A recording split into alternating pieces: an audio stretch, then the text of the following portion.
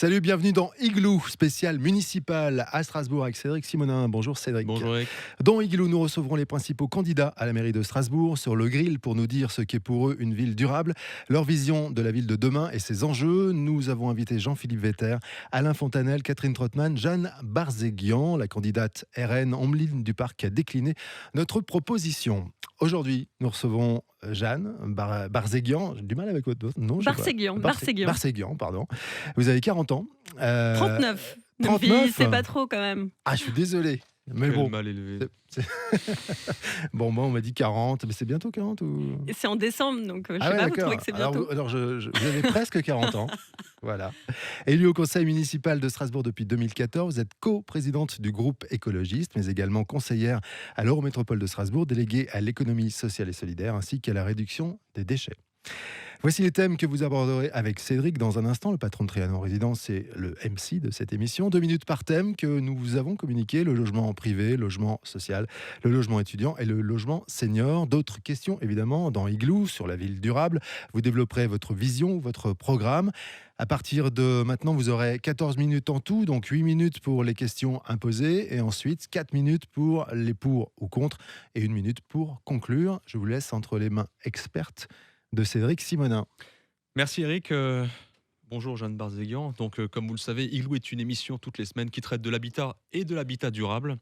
Donc il était assez logique que l'on puisse recevoir tous les candidats à la mairie de Strasbourg pour qu'ils puissent nous développer leur politique en termes d'habitat. Donc première question pour entrer dans le vif du sujet.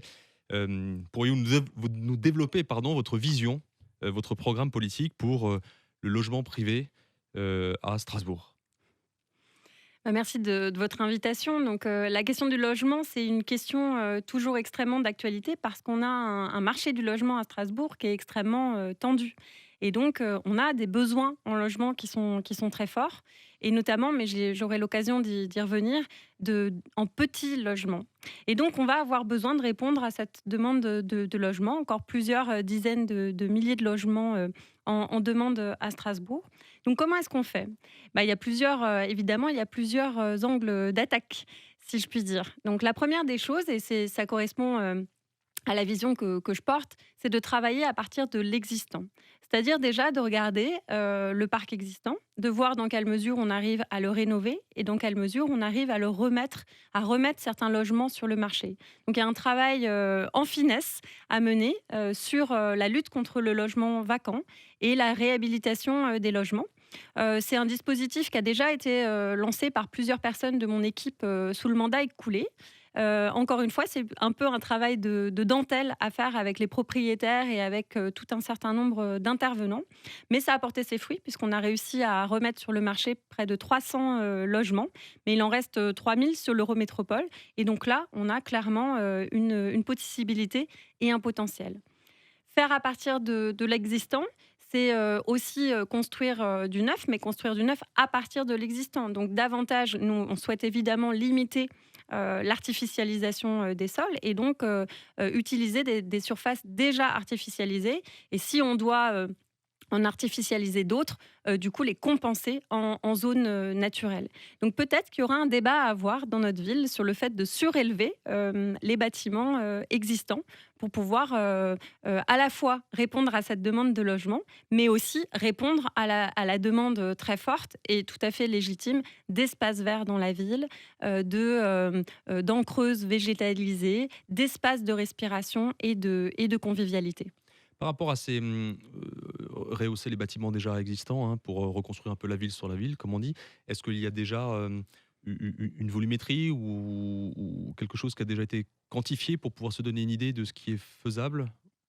Je pense qu'aujourd'hui, on doit sortir d'une approche quantitative et aller plutôt vers du qualitatif. C'est vrai qu'on a été beaucoup sur construction, avec des annonces de chiffres. Moi, je ne souhaite pas annoncer des chiffres. Aujourd'hui, il y a un PLUI qui annonce à l'échelle de l'Eurométropole une construction de 3000 logements par an.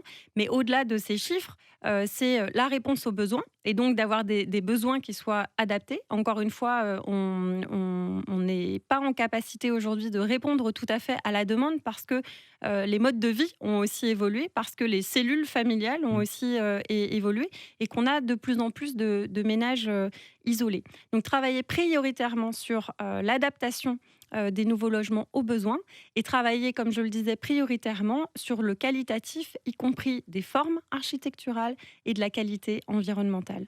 Donc, façade végétalisée, toiture végétalisée, mais aussi peut-être une autre manière de travailler sur les concours et de pouvoir travailler de nouvelles manières avec des architectes sur de nouvelles formes urbaines. Heureux de vous l'entendre dire. On peut parler un peu du logement social?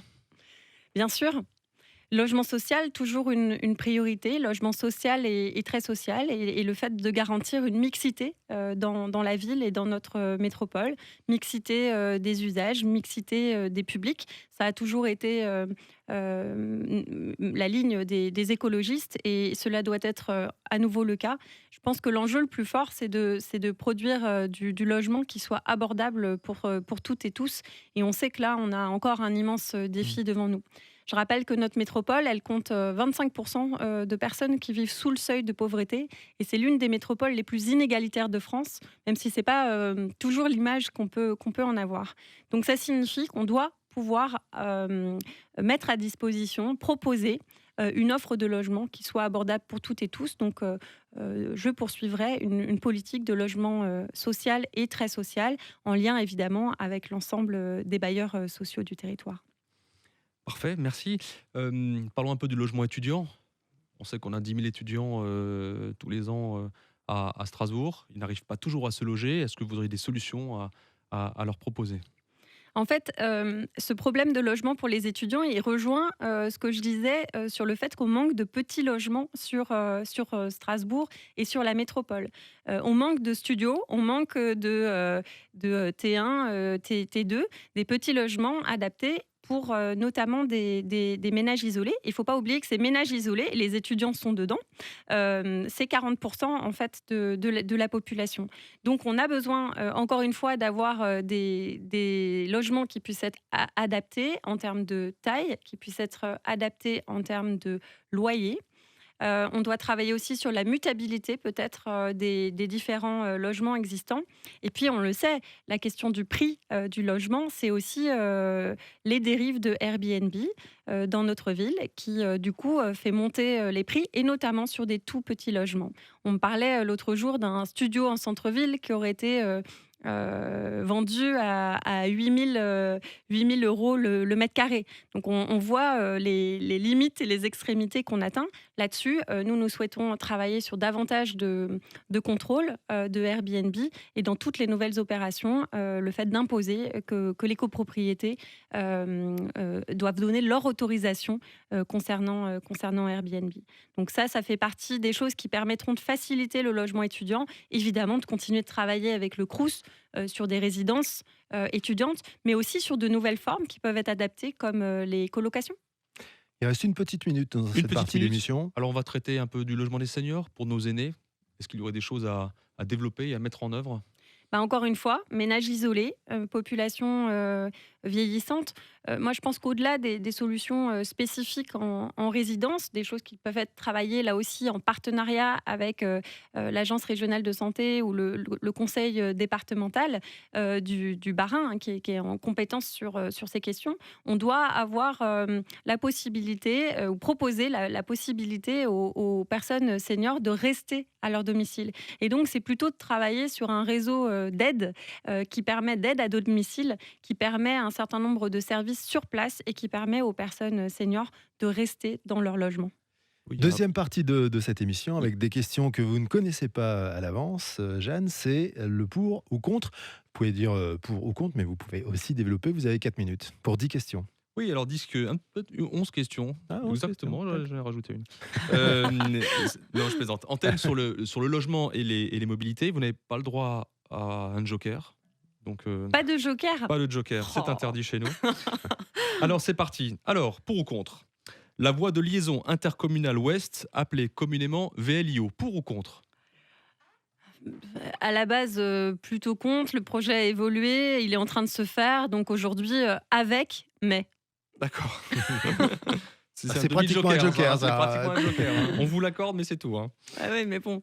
L'extension de la ligne de tram de Königshofen jusqu'à Wolfisheim. Pour, L'extension de la ligne tram vers Schiltigheim. pour, Et enthousiaste. Et enthousiaste. Des bateaux-bus sur l'île. des bateaux-bus, pour qui, pourquoi, pour quels usages, pour quels besoins, pourquoi pas, à étudier. Bon, c'est moi qui pose les questions, Madame Barzeguer. Des trottinettes à Strasbourg. Ah, oh là là, vous savez que des questions complexes qui appellent des réponses complexes. Donc des trottinettes, oui, mais des trottinettes électriques, pas n'importe comment dans l'espace public. D'accord. Une police du vélo. Pour une régulation de l'ensemble des modes de déplacement et pour un usage apaisé, effectivement, de la voie publique pour les cyclistes et les piétons. Le développement de Airbnb à Strasbourg. Ben, je ne suis pas contre Airbnb, mais je suis contre les dérives d'Airbnb et la hausse des prix qu'il génère dans notre ville. Des bureaux vides transformés en logements à Strasbourg. Je pense qu'on doit travailler sur cette mutabilité, effectivement. Maintenant, des logements vides transformés en bureaux. Pourquoi pas, mais comme on a un marché en tension sur le logement, peut-être prévoir des compensations dans ce cas-là qui permettent des logements. Le stationnement payant entre midi et 2. Contre, Un grand marché couvert à Strasbourg. pour, peut-être même plusieurs marchés couverts à réfléchir. On a unanimité là-dessus. Ouais. Ouais. Et enfin, dernière question et non des moindres, votre participation dans une future émission Igloo si vous êtes élu. Pour, 3 fois pour. Voilà. Et avec C'est- enthousiasme. Je note, hein, c'est noté. Alors, on a beaucoup d'avance, il vous reste un petit peu de temps. Moi, j'ai une question. Le fait d'être vert, est-ce que ça vous oblige? Est-ce que ça, par rapport aux questions de l'habitat, ça vous donne des responsabilités supplémentaires si vous êtes élu maire? Le fait d'être écologiste, Ouais.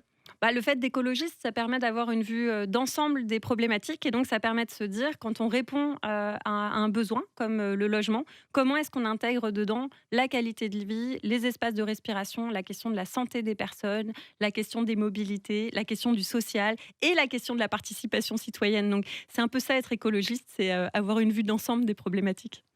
Autre chose, beaucoup plus personnelle. Vous savez que c'est déjà arrivé qu'une femme mère de 39 ans soit élue? C'est pas vrai. C'était il y a 30 ans. Mais je croyais que c'était une légende urbaine. Ah non, c'est arrivé, c'est arrivé. On a un peu de temps, alors est-ce que vous voulez conclure maintenant? Parce que là, il vous reste un peu moins de 3 minutes. Si vous voulez faire une longue conclusion de 3 minutes, c'est possible, à moins que Cédric ait une autre question. Non, laissez conclure et laissez tout le temps qu'il faut pour la conclusion. Ben voilà. Sur votre vision, selon vous, qu'est-ce qu'une ville durable? Et là, vous avez le temps. Une ville durable, c'est déjà une ville qui est exemplaire, c'est-à-dire une ville qui montre l'exemple, qui montre l'exemple par rapport aux enjeux des 21e siècle. Donc, bien sûr, le fait de s'adapter au dérèglement climatique, mais le fait d'être chef de file dans la lutte contre les dérèglements climatiques et dans la lutte contre les pollutions en général, pollution de l'air, pollution de l'eau, pollution des sols et l'effondrement de la biodiversité. Donc c'est être exemplaire sur le défi écologique, c'est être exemplaire sur le défi social, donc lutter contre les inégalités, lutter contre la précarité qui est encore beaucoup trop présente dans notre ville, avec la possibilité pour tout un chacun d'avoir une vie digne et d'avoir accès à des services et des équipements publics de qualité en proximité. Et puis, c'est être exemplaire sur le défi démocratique. C'est de montrer la voie d'une co-construction des politiques publiques d'une manière un peu différente, d'associer les habitants, les acteurs, les experts, mais pas que des experts, des grands experts, des experts d'usage de la vie quotidienne aux décisions qui sont prises par la collectivité et aussi de favoriser tout ce qui est participation citoyenne à travers les budgets participatifs, des chantiers participatifs et des pétitions et des conférences citoyennes. Donc c'est être exemplaire sur ces questions. C'est également travailler sur la soutenabilité des politiques publiques, c'est-à-dire d'avoir en tête les enjeux que je viens d'évoquer, que ce soit pour l'aménagement et le logement, que ce soit pour la mutation de nos activités économiques. que ce soit aussi dans le fait de changer d'air en matière de mobilité. Enfin, de devenir une championne de l'éco-mobilité. On a été très connu pour le tram et pour les pistes cyclables. Projetons-nous encore plus loin. C'est vrai qu'on est à Strasbourg, on a su être exemplaire. Sachons l'être pour l'avenir et pour répondre aux défis du 21e siècle. Et vous avez été exemplaire également au niveau timing. Merci beaucoup, Jeanne Barzéguian. Merci Merci, à vous. Cédric Simonin. Merci, L'émission, celle-là et les autres, celle de la campagne des municipales pour Strasbourg et aussi pour Mulhouse, on les retrouve sur Igloo en air sur Facebook, sur la chaîne YouTube d'Igloo et sur le site de Trianon Résidence, mais aussi bien sûr sur topmusic.fr. Bonne campagne. Merci Merci beaucoup. d'avoir participé à Igloo. Merci, Merci. Cédric Simonin. Merci. À très vite. Salut.